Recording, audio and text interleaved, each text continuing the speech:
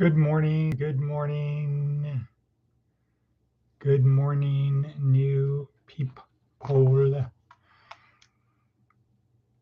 Today is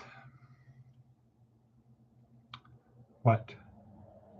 There we go. Today is, gotta turn this volume down, Tuesday, October 14th, 2025.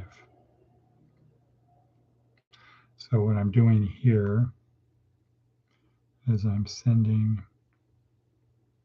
here we go, link to today's video, today's podcast. So there we go.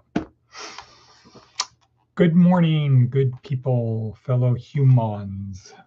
And we spell that Huemonds, colorful nuts. And that's how we should think of ourselves, not as filthy rags, not as having a sinful nature. I think that all arose because fundamentally we need to bathe and keep clean. Very quickly we become very smelly, dirty people. And so an observation would be, yes, we are like filthy rags. If we don't bathe, if we don't bathe, we get to be pretty smelly pretty quick. And the same thing would extend to our nature. If we don't cleanse our spirit, we can go the other direction. But fundamentally, we are not that. Our body is that. That's on the outside, not the inside. Okay, so once again, here we are. This is for our students and other interested people, our daily approach to best preparing for a well-lived life, building better habits. So having a routine, getting up, getting started early, or just watching it, learning about how to progress better through this life. We do that two ways. One is just the act of participating in the podcast. That has tremendous benefits because we have the discipline to either get up or just watch it. That takes a lot. And two, if we go to the worksheet where the action is, we learn stuff. We learn. Right. We learn the tools we need to have a better life, to be successful. And for us, this is always compass. I don't know why I can't have my shirt straight.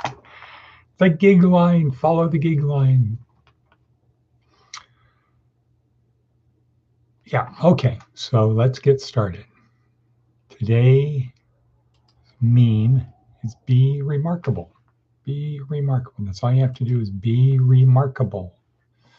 Now, we'll talk more about it a little bit later, but remarkable doesn't mean incredible. No, it just means be something that people would remark about, they would talk about. Be remarkable. Okay, but before we get into that, advice from an 80-year-old. Make it a habit to do, no, that's not right. It was marry only for love.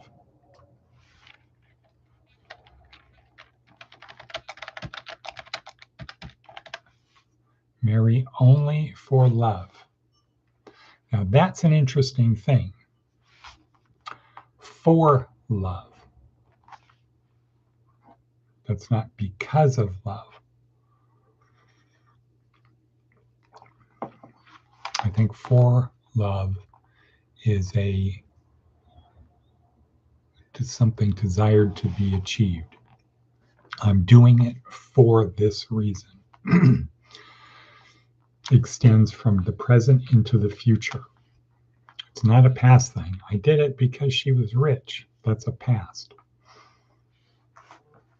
I think the question is, when are you in love? Well, traditionally in Japan, love was something that took maybe 20 years. You grew into love. Whereas the American thing is, why are you getting married? Because I love him. Well, the problem is you can fall, if you think you're in love, you can fall out of love. If you take a long time to build that love, if you have the idea that no, you can't really love someone in less than 10 years, you might have all of these other emotions and feelings, but it's not actual true love. So let's say we apply the traditional standard that it takes at least 10 years before you can actually love someone. If you marry for love, that's like making a statement of, I am committing to you that I am going to do what it takes to get to that position where we are actually in love. Okay, and cut. Next, all right, what about Seth Godin? Toward obvious. Toward obvious, what could that be about? Most people do the obvious thing. That's why we call it obvious. A new product, idea, or technology is rarely obvious, at least at first.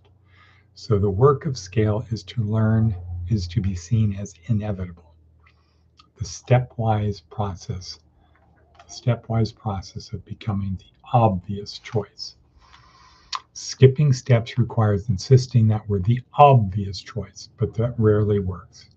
Instead, we work to create the conditions for others to decide that we are. We work to create the conditions for others to decide that we are.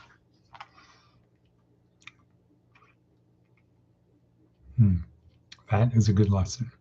Needs to be pondered, but it is a good lesson. Do the things that in hindsight make the situation appear obvious. Well, it was obvious that was going to happen. Right. You did the work that needed to be done, so it was obvious you'd get the outcome you wanted to get.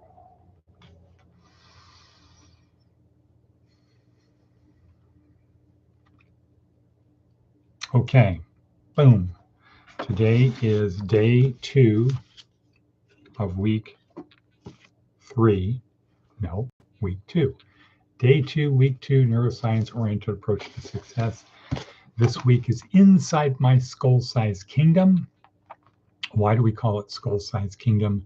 Because it's really small. It's the size of a skull, but it's actually in my skull. I believe the world revolves around me, my needs. Everything revolves around me. Everything is relative to me. And that's not a bad thing. That's just how it is. If I say, go to your bathroom, everybody immediately figures out how to go to the bathroom, into the bathroom, or go to the kitchen. Everybody immediately, bam, figures it out. Why? How? Because you start with where you are. We don't say, from where? Go to the kitchen. Well, from where? From your garage. Oh, now I got to think of getting to the garage and getting there. It's hot relative to what? What I determine hot to be. I'm starving. What? That's an obvious one. That's relative to what I think. It's cold. All of that is relative to me. That is the inside my skull-sized kingdom. Our orientation to life is that everything revolves around us. Now, yes, we can say, no, my life revolves around God. That's a choice. That's a choice. That's not an orientation. It could be a habit. Okay, it could be a choice that you do it so often, it becomes a habit. But our orientation to the world is relative to us. That is our skull size kingdom. So day 2 in our skull size kingdom is learning about neurotransmitters. Something in today's TED Talk that Simon Sinek says accounts the four he talks about. The four he talks about, he says account for about 90% of our feelings of happiness. So he has 2 that he calls the selfish chemicals, and 2 that you need other people, the social ones. And he refers to these as EDSO, EDSO, endorphins, dopamine, serotonin, oxytocin. The first 2, endorphins and dopamine, you can get on your own. Go for a run, go work out, laugh. You will release endorphins. It will make you feel good. You feel good not because of the running. You feel good because of the endorphins that were released when you ran. Running was the trigger. Dopamine, the do it fluid, the sex, drugs, rock and roll, the quick thing to make you feel good, the thing that drives people playing slot machines endlessly, or in the old days, solitaire, even with a deck of 51.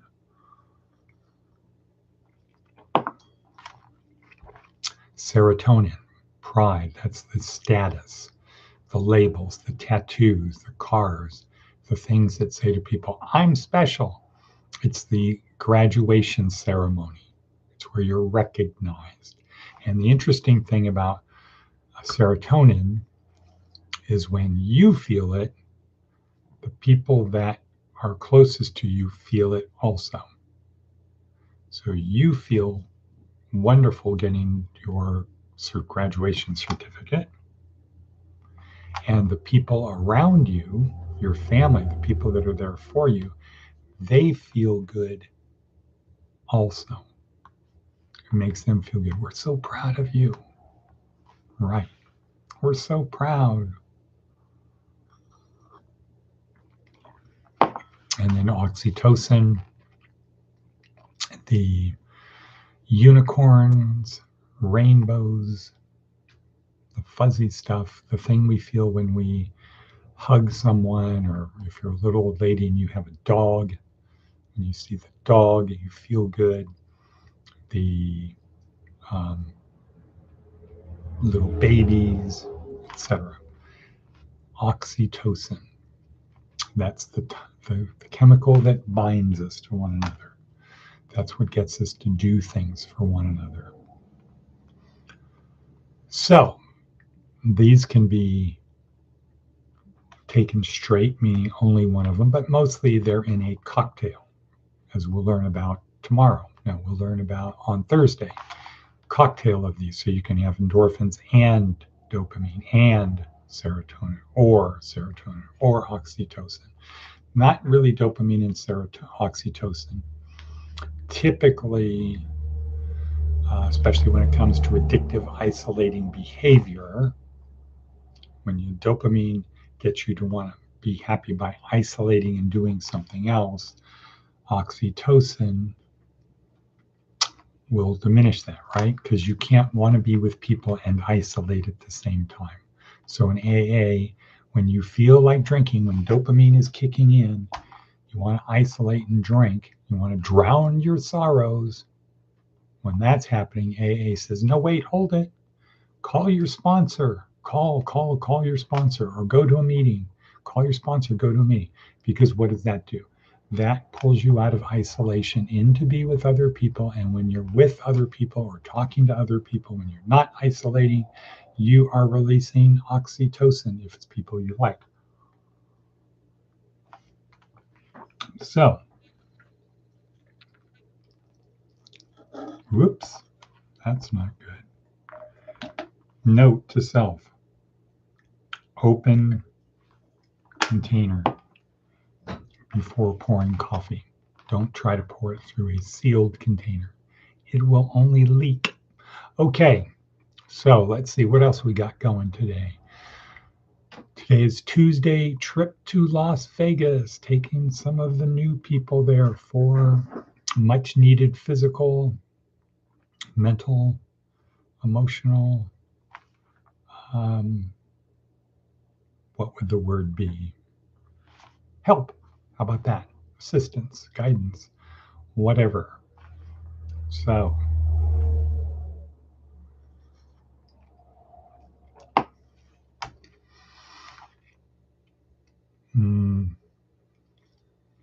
things are moving along with the housing.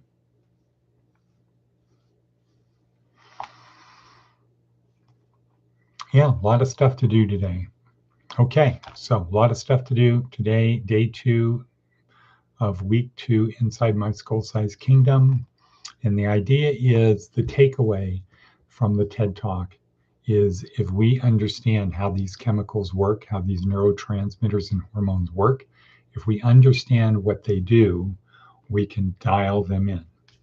And so it kind of works like I can go for a run and release endorphins. Or I can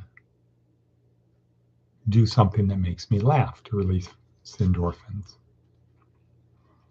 I can hug somebody I love. I can give them a hug, and that will release endorphins, not endorphins, oxytocin.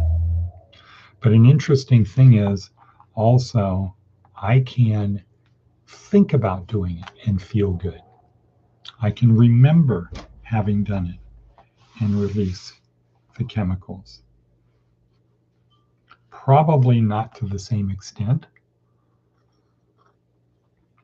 but I think this is the fundamental part of meditation. Is when you get into a mind state, you're not releasing cortisol, you're not getting over anxious, you're calming your system down so you feel good. And then if you do a meditation where you're focusing on something, say maybe it's prayer, we might release oxytocin when we feel the indwelling of the Holy Spirit, and we feel that is actually the release of oxytocin.